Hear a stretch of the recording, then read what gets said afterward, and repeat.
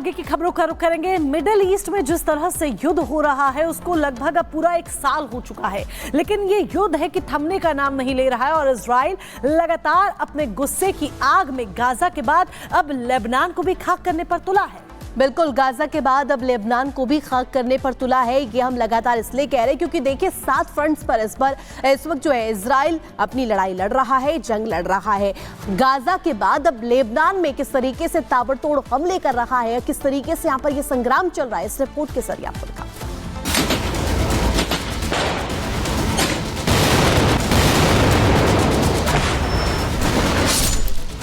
Gaza की लड़ाई में तबाह लेबनान।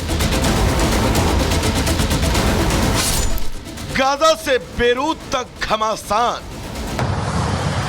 इजराइल ने गाजा को तबाह कर दिया है और लेबनान में वो अपने गुस्से की आग को गोले बनाकर लगातार बरसा रहा है। गाजा में तो हमास के ठिकाने उसकी खुफिया सुरंगें पूरी तरह नेस्तनाबूद हो चुकी है, लेकिन इजराइल हमास की मदद करने वालों को किसी भी हाल में बख्शने के मूड में नहीं है। गुरुवार को इजराइल ने बेरूत के हवाई अड्डे पर भीषण बमबारी की। यही नहीं, इजराइल ने बेरूत के रिहायशी इलाकों पर भी जमकर बमबारी की। बेरूत के आसमान पर सिर्फ धुएं का गुबार ही दिखता रहा। इजराइल का दावा था कि उसने हिजबुल्लाह के हथियारों के कई ठिकानों को तबाह कर दिया है।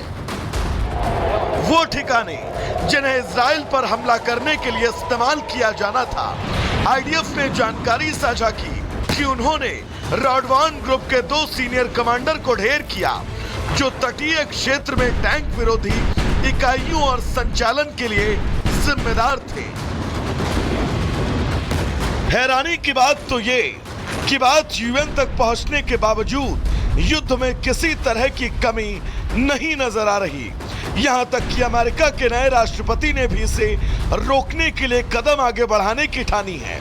दरअसल जो बाइडेन और डोनाल्ड ट्रंप 20 जनवरी से पहले इस युद्ध को रोकने के लिए कोई ठोस कदम उठाना ही होगा, ये कह चुके हैं। 20 जनवरी को औपचारिक तौर पर डोनाल्ड ट्रंप अमेरिका के राष्ट्रपति की कुर्सी संभाल लेंगे। इस युद्ध में ईरान को लेकर भी अमेरिका की चिंताएं बढ़ गई हैं। अमेरिका ईरान पर खास नजर रख रहा है। दरअसल अमेरिका की चिंता इस बात को लेकर है कि ईरान अगर रूस के साथ हाथ मिलाता है तो मिडिल ईस्ट में इजराइल के लिए मुश्किलें बढ़ जाएंगी और यह अमेरिका के लिए ठीक नहीं है। तीसरे विश्व युद्ध की दस्तक दे रहा मिडिल ईस्ट कई देशों के लिए अब अहम मैदान बन गया है और जो इस मैदान में अपनी धाक जमा लेगा वो अपना वर्चस्व स्थापित कर लेगा। Bureau report, Republic Bharat. और चलिए अब आपको दिखाते हैं 2 मिनट में दुनिया।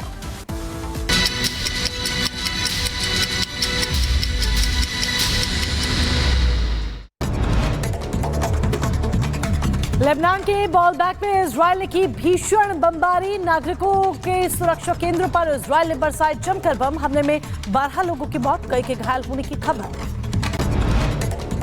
हिजबुल्लाह ने इजराइल के मिलिट्री बेस पर किया हमला। इजरायली सेना के शागा बेस पर दागे गए रॉकेट्स। बेरूत के अंतर्राष्ट्रीय एयरपोर्ट के पास इजराइल की एयर स्ट्राइक। बमबारी में हिजबुल्लाह के कई ठिकाने तबाह हुए। और सीरिया के दमिश्क में इजराइल का बड़ा हमला। हमले में 15 लोगों की मौत, 16 से ज्यादा लोगों के घायल होने की खबर।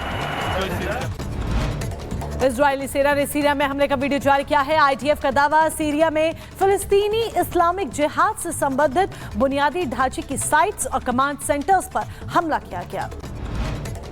दक्षिणी लेबनान में हिजबुल्लाह के खिलाफ ग्राउंड ऑपरेशन जारी। इजरायली सेना ने जारी किया वीडियो। लेबनान की राजधानी बेरूत में इजरायल ने हिजबुल्लाह ठिकानों को अपना निशाना बनाया है। दहिया में रिहायशी इलाके में बमबारी की गई।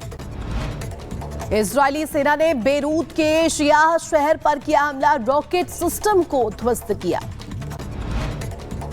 फ्रांस यूक्रेन की सेना को दे रहा ट्रेनिंग। फ्रांस और यूक्रेन की सेना का संयुक्त युद्ध अभ्यास, रूस के खिलाफ लड़ाई की तैयारी।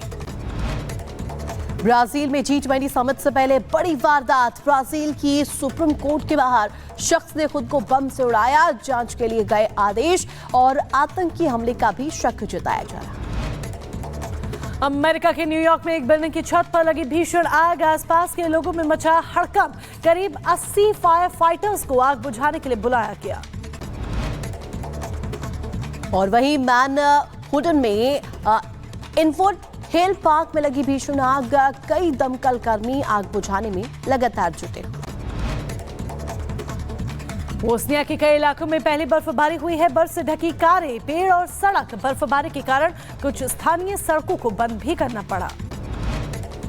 जो बाइडेन अपने राष्ट्रपति पद के अंतिम प्रमुख अंतर्राष्ट्रीय शिखर सम्मेलन के लिए पेरू और ब्राजील के लिए रवाना हुए और यात्रा के दौरान बाइडेन ने यहां पर आखिरी मुलाकात करते हुए सभी से यहां पर शिष्टाचार भेंट की।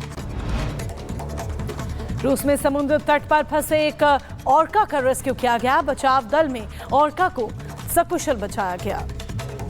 आप सभी का एक बार फिर से बहुत बहुत स्वागत है और तमाम बड़ी खबरों का आगे भी रुक करेंगे, लेकिन अब बात करते हैं राजस्थान के टोंक की, क्योंकि बीते दिनों यहां पे लगातार बवाल की स्थिति देखने को मिल रही है। आरोपी नरेश मीणा की आज पेशी होनी है और जिस तरीके से बवाल हो रहा है ऋतु, माना जा रहा है कि ये पेशी वीडियो कॉन्फ्रेंसिंग के जरिए भी हो सकती है। बिल्कुल, माहौल बहुत ज्यादा संवेदनशील बना हुआ है। इसे ध्यान में रखते हुए वीडियो कॉन्फ्रेंसिंग के जरिए पेशी तो होगी, लेकिन दूसरी तरफ अगर बात करें इस पूरे मामले को लेकर के तो गंभीरता से पुलिस ले ही रही है, लेकिन इसके साथ साथ नरेश मीणा का पिछला जो आपराधिक रिकॉर्ड है उसे भी खंगाल रही है, यानी कि पूरी जो क्राइम हिस्ट्री है उसको लेकर के पड़ताल कर रही है। रिपोर्ट के जरिए दिखाते हैं।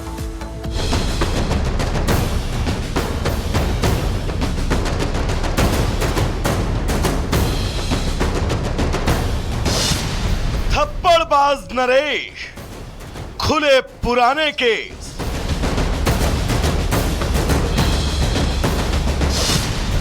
नरेश ने फिर भड़काया, नया पोस्ट सामने आया।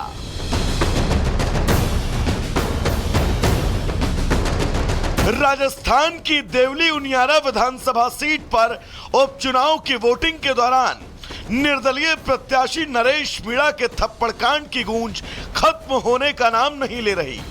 बीते बुधवार को उपचुनाव में मतदान के दौरान नरेश मीणा का एसडीएम अमित चौधरी को थप्पड़ मारे जाने के बाद से शुरू हुआ विवाद अभी भी जारी है।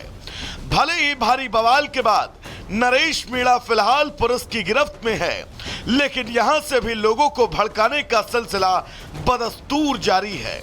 पुलिस गिरफ्त से नरेश मीणा का किया गया पोस्ट कुछ इसी तरफ इशारा कर रहा है, जिसमें नरेश बेहद धमकी भरे अंदाज में लिखता है, मेरे साथियों और कार्यकर्ताओं के